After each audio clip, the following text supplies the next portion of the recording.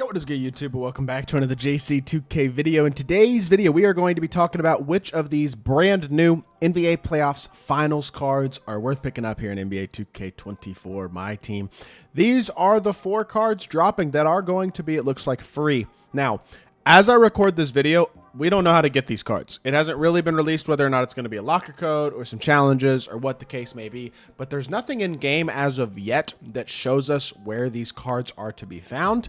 But when I know, obviously I'll make a video on how to get them all, and whether that be locker code or challenges or whatever the case may be. So that should be coming, I guess, later today if those cards are dropped today, because they're on 2KDB, which means you would think they'll be in the game pretty soon. Before we hop into the video, if you haven't already, make sure you hit that subscribe button. Help me push towards the 30,000 subscriber mark on the channel. I upload every single day, tons of consistent daily MyTEAM content. Would really appreciate it if y'all do subscribe. And without further ado, let's hop right into it and let's discuss. So I think most likely these are going to be challenge cards would be my guess. I'm guessing there will be a challenge group, just like the conference finals first and second round had challenge groups as well.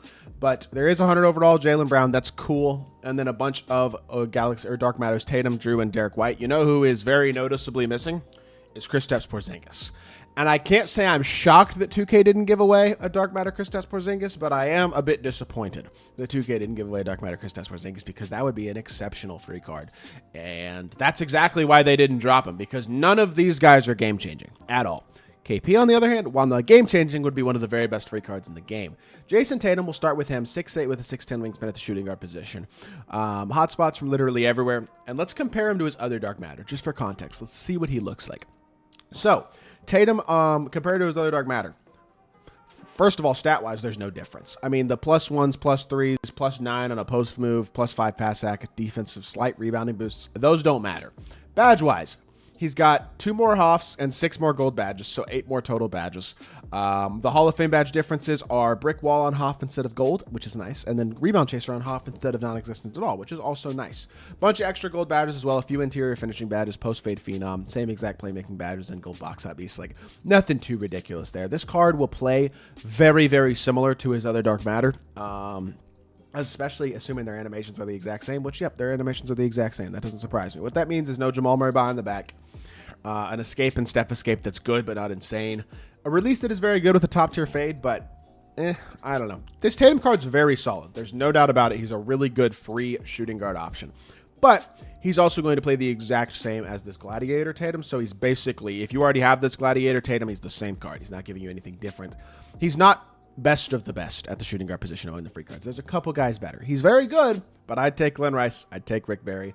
Might even take 1 or 2 more guys as well. I'd take Dr. J if you get him from the Pro Pass pack or whatever the case may be. This Tatum doesn't look terrible, but he doesn't look game-changing at all. He's just a free version of the Dark Matter he already had. Drew Holiday, excuse me, I assume, actually, I'm comparing all these cards. That's what I'm going to do. I'm going to literally compare all these cards to their previous versions.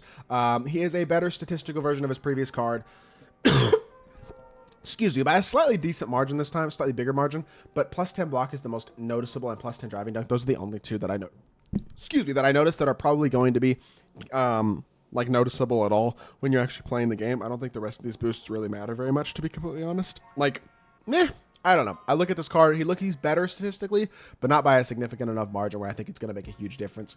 Badge-wise, 40 Hoffs versus 27 is a big difference. He's got Hoff handles for days, hyperdrive, triple strike, killer combos, ankle breaker, bunch of playmaking badges, Hoff Deadeye and blinders to help with Agent 3 catch and shoot and limitless range. Hoff whistles, a nice little extra Hoff. Couple extra Hoffs as well. Defensively, our box out beast, brick wall, chase down artist, pogo stick, rebound chaser. He's got every single defensive badge in the game on Hall of Fame. I mean, this Drew Holiday card's pretty good. He's a better version of his Galaxy Opal. Now, SIGs are the exact same still, a little disappointingly. Would rather have a better behind the back for sure, but I mean, normal fade isn't the best fade. He's only 6'5". This card is not unbelievable either, but he's also good. He's a better version of his Opal, which wasn't a bad card in its own right, but I do think, I don't know. The SIGs aren't as good as like a SGA or a Clyde Drexler, who are free cards from last season. I look at this card and I go, he's not the best free point guard in the game, or really even all that close to the top, but he's not terrible either. So I think Drew Holiday's okay. I just don't think he's game-changing. Derrick White. I never did gameplay with his Galaxy Opal, but I will do gameplay with this Derrick White at some point. Comparing him to his Opal, not his Pink Diamond, or not his, not the same card. Let me check.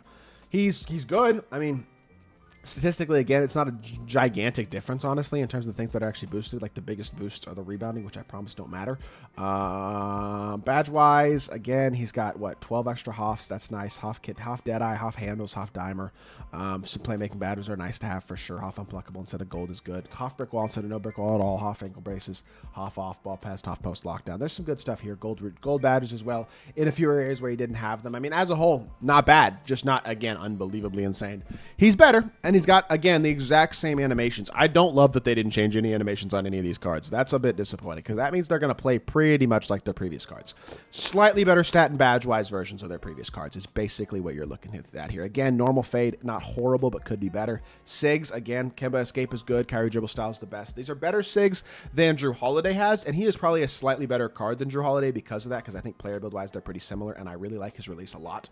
This Derrick White card isn't bad, and I think he's a little better than Drew Holiday is actually, but I don't think he's game-changing at all either, to be completely honest. I mean, he is very, very average when it comes to the free point guards in the game. You can compare him to freaking Dark Matter Gilbert Arenas from a season and a half ago, and that Gilbert Arenas is just as good as this Derrick White is. So he's not a bad card. He's just not insanely, ridiculously great either. So him and Drew Holiday are both fine. Jason Tatum is just a complete clone of his Dark Matter.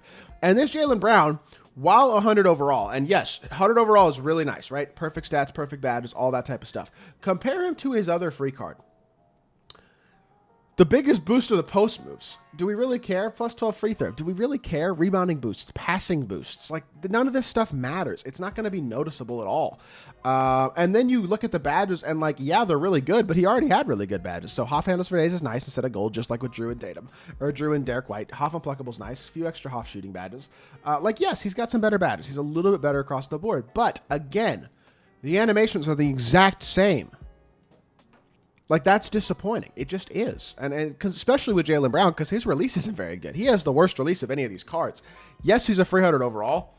Look, I'm not trying to bash the Celtics. I know I'm a Mavs fan, and we just lost the Celtics, so I'm a little disappointed. I'm not trying to bash these cards at all, and they played phenomenal and deserved to win the finals. I mean, Jaylen Brown was fully deserving of finals MVP, had an incredible series, and really has emerged as a star player. Like, he had an incredible series, and these other guys were all big contributors in their own ways. I mean, Tatum, Drew, and Derrick White, especially Drew Holiday, I feel like defensively was a big, big impact in this series and shutting down Kyrie in a lot of ways.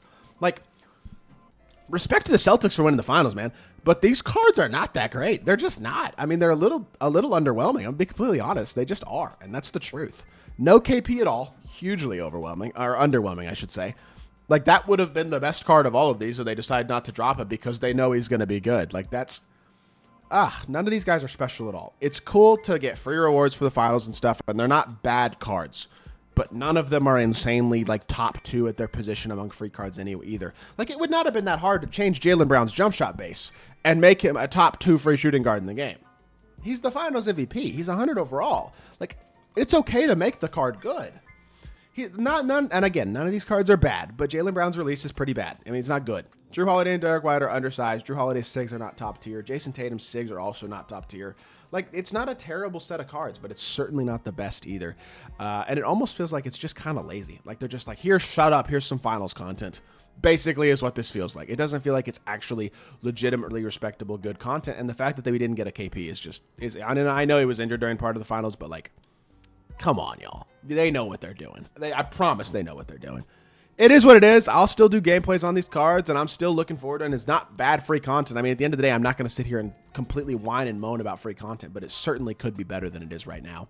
I don't know. I'm a little disappointed, to be completely honest, that this is the finals content. It's not terrible, but it could be better. And that's the honest truth. That's going to do it for this video. Hope y'all did enjoy. If you did, make sure you hit that like button, leave a comment, and subscribe. I'll be back with more 2K content very, very soon. I appreciate y'all. Peace.